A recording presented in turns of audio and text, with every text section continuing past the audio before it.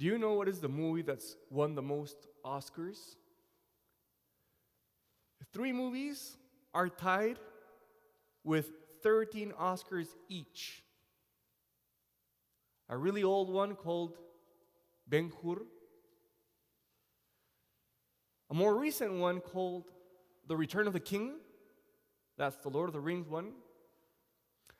And the third one with 13 prizes is Titanic.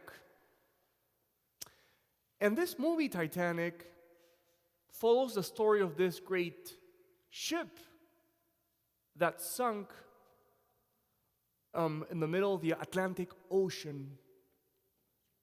You know how many people could that ship host? 2,200 people.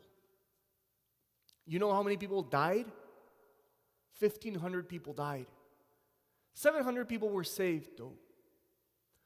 But the greatest tragedy about the Titanic was that 18 rescue boats were used to host people to save themselves.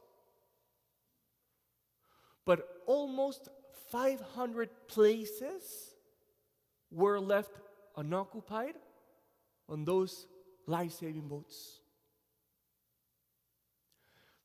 Almost 500 more people could have been saved if they had been occupying these rescue boats. You know what happened? Those who got into the boats were unwilling to put their lives to risk and go save the people that were drowning. In fact, historians say that of the 18 boats, only 2 were willing to go to the places where people were drowning to get more people into the life-saving boats.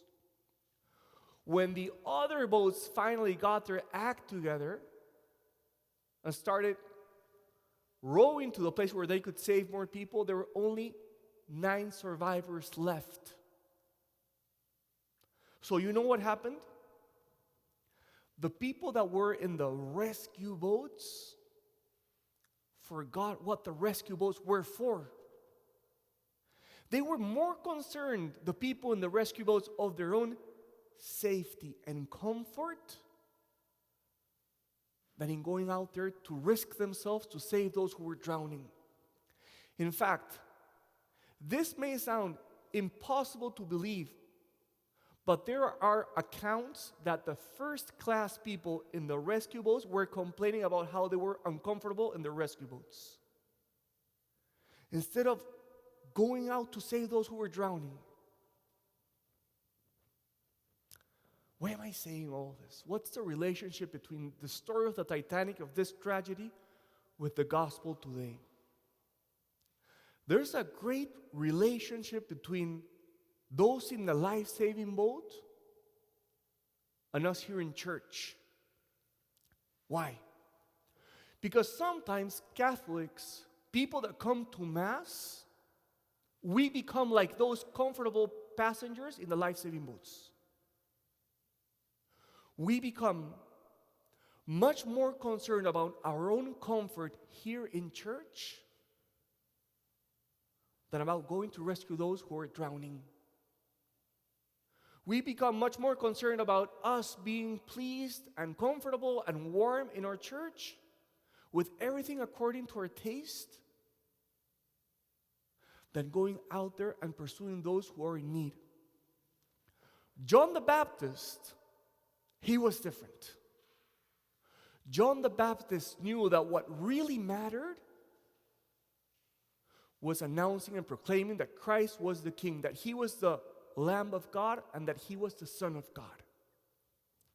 So today, brothers and sisters, today I want to remind each one of us that our life should be a little bit more like John the Baptist.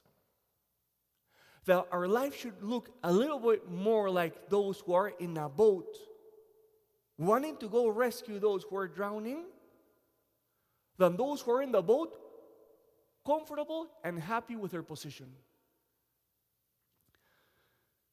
Today I celebrated a baptism, And every time that we celebrate a baptism, I celebrate the baptism of an infant over there.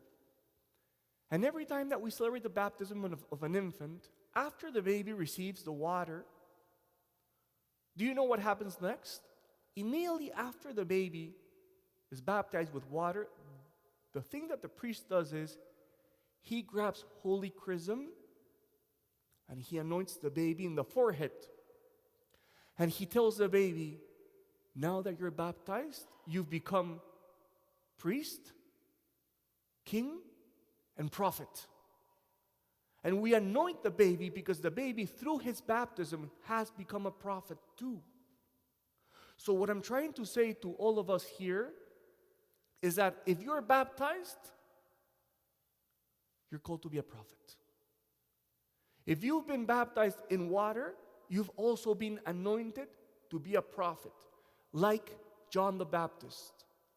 But so often we forget about this reality. Now, I know that what I'm preaching is difficult because it's hard to announce Christ in the world. But I want to give you 2 simple suggestions that can bring the theory into practice. The first suggestion is this.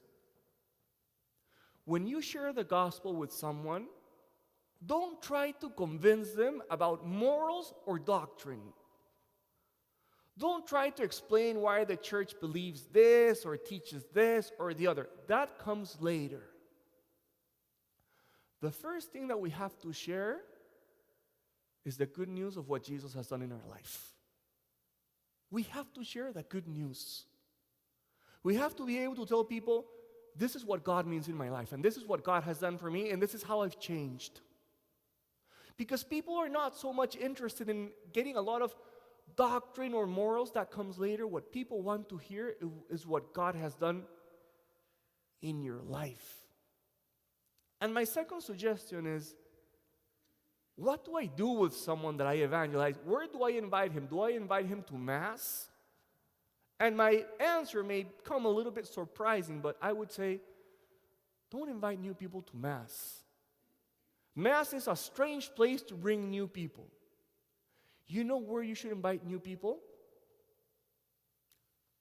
To small groups. Small groups where people gather to pray, to share, to form community, to be friends, to be brothers and sisters, to receive something new. But how can we invite people to small groups if we don't participate in small groups?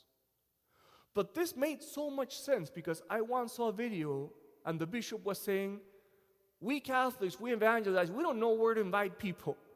We bring them to Mass, but bringing people to small groups is a genius idea.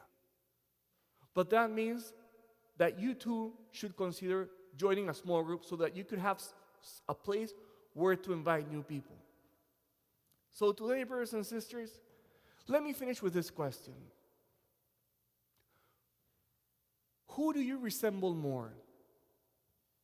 The people in the Titanic who were in those rescue boats that were more mindful of their own comfort? Or were you like those people in the Titanic who were in the rescue boats looking for those who were drowning? Were you like those 16 boats that were in their safe place? Or were you like those 2 boats that were saying, let's go get people who are drowning? My encouragement for each one of us is, look at John the Baptist. He proclaimed with his whole life, Christ is the Lamb of God. He is the Son of God. You have been anointed. The Lord has given you strength. We are supposed to be the proclaimers of the good news. Today, when Mass is ended, I will say, go and announce the gospel. You can go in peace. Let's take these words more seriously.